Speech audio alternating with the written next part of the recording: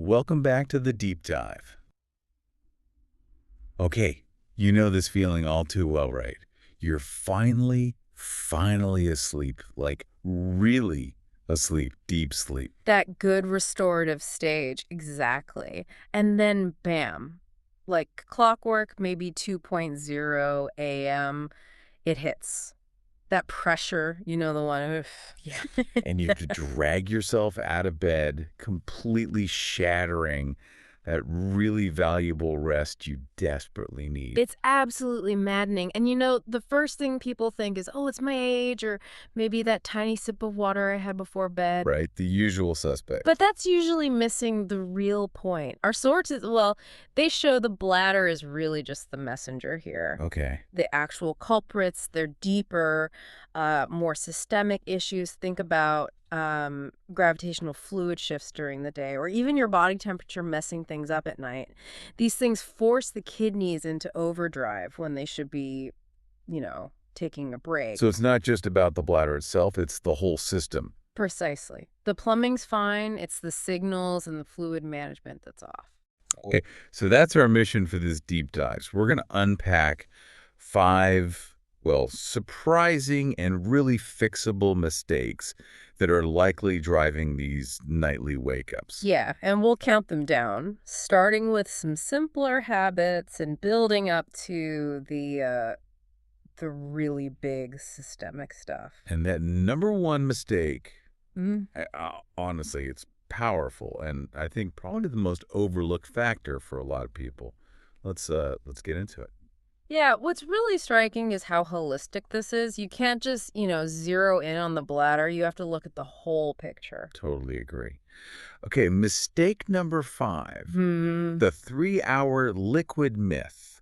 We all know, okay, don't chug a gallon of water before bed. Right. Obvious. But we think, oh, a small glass, maybe some tea, maybe a little juice, an hour before bed. That's going to be harmless. And that assumption, Mm. it's where things go wrong because of the timing, the science of it. See, when you drink something, it doesn't just instantly become pee.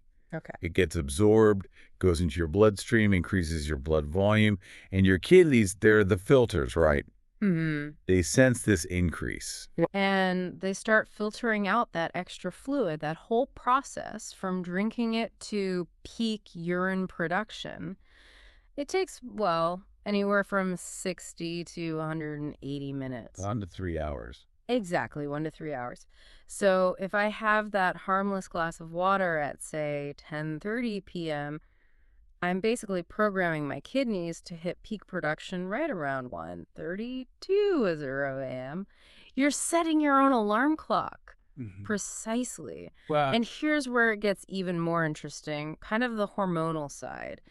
Your body wants you asleep through the night. right. So it releases something called ADH, antidiuretic hormone. Mhm. Its job is to tell the kidneys, hey, slow down urine production overnight. Okay, makes sense. But drinking fluids too close to bed, it actively suppresses that hormone. Mhm. It basically keeps your kidneys stuck in daytime mode. Okay, wait. So is it just the volume of liquid, or is it the act of drinking late that messes with the hormone? Like, if I need a tiny sip for medication, is that as bad as a big glass? That's a great question. Volume definitely plays a role. More liquid means more filtering eventually. Yeah. But the timing itself, drinking late, disrupts that crucial hormonal signal, Hmm. which is why the sources are pretty strict. There was this one study, I think in the Journal of Clinical Urology, participants who had a strict 3-hour liquid cutoff before bed. They reduced their nightly bathroom trips by an average of 40%. 40%. That's huge. It's significant. Oh. So the takeaway is pretty clear. Try to get most of your hydration in earlier in the day.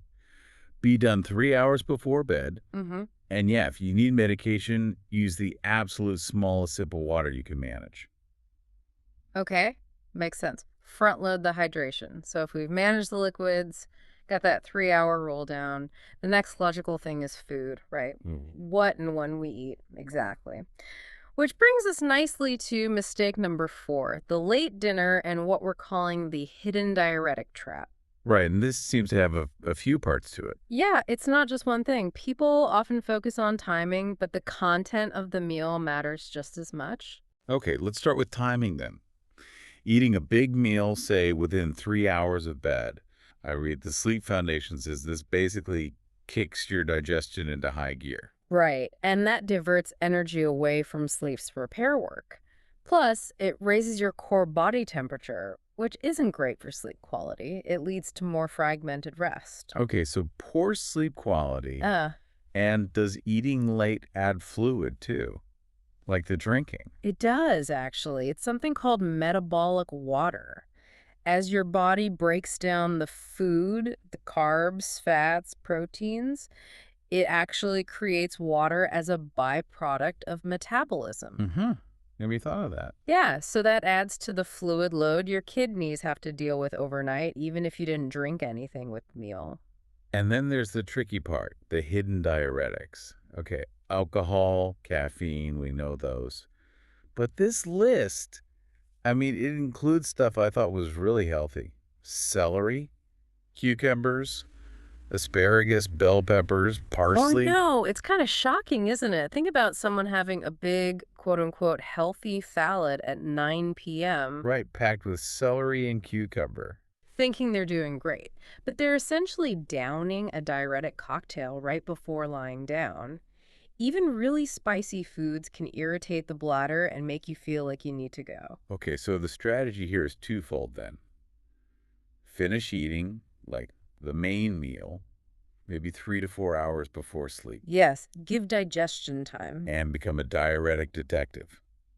Maybe shift those big raw salads, the ones with celery and cucumber, till lunchtime. That's a great idea. And maybe opt for cooked veggies in the evening. Things like uh, carrots, broccoli, sweet potatoes. Less likely to have that diuretic effect. Got it. Okay, that makes sense. So liquids timed, food timed, and checked. What's next? All right, let's talk about mistake number 3. The pre-sleep good enough bathroom trip. This one's all about habit and maybe being a bit rushed or distracted. Mm. The final pit stop before bed. Exactly. You go, maybe you're thinking about tomorrow, scrolling on your phone for a second. You feel, empty enough and you hop into bed. Yeah, I could see that happening. Yeah. But the consequence of just being good enough instead of fully empty, I bet it adds up. It adds up fast. When you rush, most people, well, they only empty their bladder maybe 80 or 90%, Okay. leaving even 10, 20% behind, maybe 50 milliliters. It's not a lot, but that residual urine gives the refilling process a massive head start. Ah, so the bladder just hits its wake-up signal much sooner during the night. Exactly, Yeah. because it started partially full. So what's the fix? Is there a technique? There is, yeah. It's called double voiding. It's simple, non-invasive. Places like the Cleveland Clinic recommend it. It's about being mindful for a minute or two. Okay, double voiding. How does that work? And, we've covered liquids, food, now this habit. It's starting to feel like a lot to change at once. Totally understand that feeling. And you absolutely should not try to fix everything at once. That's key. We'll come back to that with the rule of one later. Okay, good. But first, let's just nail down this double voiding technique. It's basically 4 simple steps. First step, sit down on the toilet. Hmm? Okay, even for men. Yes, even for men. Sitting helps the pelvic floor muscles fully relax. That's crucial for complete emptying. Second, just urinate normally. Third, and this is important, stay sitting for another 30 to 60 seconds. Just relax, take a few deep breaths. Don't rush. Okay. And fourth, lean forward slightly. Maybe rest your forearms on your knees. This little shift in posture can change the bladder's position. And help get any leftover urine out. Exactly. You try to urinate again. Might just be a little bit, might be nothing, but you've given it the best chance to empty fully. Yeah. Making that a quick 2-minute ritual, it can be a real game changer. You eliminate that head start. Okay, that makes a lot of sense. Take the time, be mindful. Got it. So that moves us out of habits and more into the bigger systemic factors, right? Yes. Started with mistake number 2. Your bedroom's unregulated microclimate. Basically the temperature. Wow, okay. I never would have thought the room temperature could directly impact my kidneys. That's surprising. It is surprising, but your body is like this incredibly finely tuned thermostat. And the ambient temperature, it dictates a lot, including whether you stay in deep sleep and how your circulation behaves. We need to think about two extremes here. Okay. First, being too warm. We know the ideal sleep temperature is actually quite cool, somewhere around 65 to 68 Fahrenheit, maybe 18 to 20 Celsius. Right, I've heard that. If your room is too warm, or maybe your pajamas are too heavy, like polyester, your core body temperature stays higher. Okay. This actually prevents you from sinking into those really deep sleep stages, and it's in those deep stages that the ADH, that antidiuretic hormone we talked about, really kicks in properly. So if you're too warm, you stay in lighter sleep, the hormone doesn't work as well, and you're more likely to notice even a partially full bladder. Exactly. You're just more restless and aware. Now, the other extreme, being too cold, this triggers something called cold diuresis. Cold diuresis, okay. That sounds like almost like an evolutionary survival thing. It kind of is. When your body gets too cold, its priority is to protect your vital organs. So it constricts the blood vessels in your arms and legs, vasoconstriction. Right, pulls the blood inwards. Yeah, shuns blood towards your core. Mm. Now, your kidneys sense this sudden increase in blood pressure in the central part of your body, and they think, They basically interpret it as, whoa, there's too much fluid volume overall. So in response, they start filtering out more fluid, trying to lower that central pressure. it's like the body panics slightly and says, pressure's high, dump fluid. That explains why you sometimes need to pee right after jumping into a cold pool. That's the exact same mechanism. Research confirms this direct physiological link. So the practical advice here is pretty straightforward. Try to set your thermostat in that cool 65, 68 degrees Celsius range. Okay. And think about breathable fabrics for sleepwear, cotton, bamboo, linen. Use layers of breathable blankets you can remove, rather than one super heavy duvet or thick pajamas that trap heat all night. Manage the microclimate. Got it. Okay, this brings us to the final one. Mistake number 1, which you flagged as potentially the biggest aha moment. Yes, for many people, this is it. Mistake number 1, the gravity and pressure problem, which connects directly to your sleeping position. And the crazy thing is, the root of this problem starts hours, maybe 10 or 12 hours, before you even climb into bed. Okay, intriguing. How does gravity play into waking up at 2 a.m.? It's all about fluid shifts throughout the day. Think about it. You spend, 16 hours maybe, either standing or sitting upright? Yeah, most days. During that time, gravity is constantly pulling fluid downwards into the tissues of your lower body, your legs, your ankles. It causes that minor swelling, technically called peripheral edema. It happens to almost everyone to some degree. Right, like seeing sock marks on your ankles at the end of the day. Exactly like that. That's the pooled fluid. Then what happens when you finally lie down flat in bed? Gravity's effect changes. The fluid must go somewhere else. Precisely. Gravity is removed from that equation. So slowly, over the next few hours while you're starting to sleep, that excess fluid leaves your leg tissues and re-enters your bloodstream. Your body is essentially rehydrating itself internally from that reservoir in your legs. In the kidneys. Oh. The kidneys sense this big, delayed surge in blood volume from the legs draining back in. You got it. And they do their job. They filter out that extra volume, producing urine, right when you're hopefully in your deepest sleep cycle. Wow. So that delayed fluid shift is often the main reason for that 2 a.m. wake-up call, not necessarily the water I drank at 10 p.m. For many, many people, yes, that is the primary driver. The late drinking contributes, sure, but this gravitational fluid shift is often the bigger underlying mechanism. Okay, that is an aha moment. So Mm-hmm. if gravity during the day causes the problem at night, how do we fix it? We can't avoid gravity. No, but we can outsmart it. The core idea is to get that fluid out of your legs and processed by your kidneys before you go into deep sleep. Okay, how? The most effective strategy is simple leg elevation. For about 1 to 2 hours before you plan to go to sleep, maybe while you're reading, watching TV, Right. prop your legs up, use pillows, an ottoman, put your legs up against the wall. The key is to get your ankles noticeably higher than your heart. Ah, so you're using gravity in reverse, basically, to drain the legs before bed. Exactly. This encourages that fluid to return to your circulation earlier. Your kidneys can then process it. You'll likely need to use the bathroom one last time right before bed, and then you go to sleep with less fluid waiting to shift later. Does this work quickly?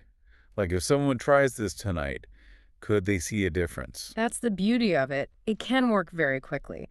That 2015 study, the one in the Journal of the American Geriatric Society, showed significant reductions in nightly trips for the participants quite rapidly. It addresses the core mechanical issue. Okay, that's really compelling. Elevate for an hour or two before bed. What about actual sleeping posture? Does that matter too? It can help, yes. Sleeping flat on your back is okay, maybe with a pillow under your knees to keep a tiny bit of elevation going. Okay. But what might be even better for some is sleeping on your left side. Left side specifically, why? Sleeping on the left side seems to take some direct physical pressure off the bladder compared to the right side, just due to anatomy. And putting a pillow between your knees when side sleeping helps align the hips and can also improve circulation generally. Okay, left side with a pillow between the knees. Interesting. So, wow. We've covered 5 big areas: late liquids, late meals and diuretics, incomplete emptying, room temperature, and now this huge one about gravity and fluid shifts. Yeah, it's a lot to take in. Definitely. And for anyone listening, it might feel overwhelming, like, where do I even start? Which brings us back to what you mentioned earlier, the rule of one. Yes, absolutely crucial. We covered it briefly, but let's really emphasize it. Trying to implement all 5 changes starting tonight, that's almost certainly going to lead to frustration and probably quitting after a couple of days. Right. Analysis paralysis or just too much effort. Exactly. So the rule of one is this. Listen back to what we discussed. Yeah. Or just think now, which one factor gave you the biggest aha moment? Which one made you think, oh, I definitely do that, or that really sounds like me? Okay, find the one that resonated most. Yes. Maybe it was the leg elevation. Maybe it was realizing you have a big salad every night. Maybe it was the 3-hour liquid rule.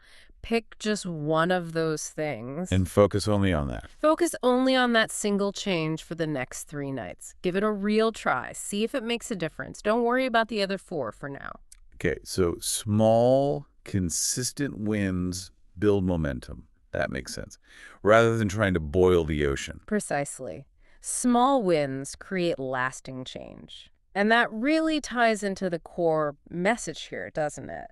The key to getting that uninterrupted sleep back isn't some magic pill or quick fix. No, it sounds like it's about understanding your body as this really interconnected system. Exactly. And giving it the stability and predictability it needs to do its job properly overnight, especially letting the kidneys rest when they're supposed to. So maybe a final thought for people to chew on, connecting this all together. Well, building on that gravity point, just consider how something as simple as your daytime activity, like how long you sit without getting up and moving, how that directly influences the fluid pooling in your legs. And therefore directly dictates the quality of your sleep. hours and hours later. Exactly.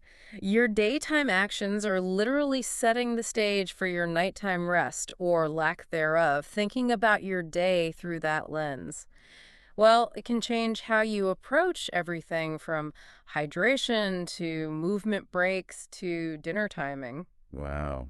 Powerful connection. Thanks for breaking all that down. My pleasure. Hopefully, it helps people reclaim some sleep.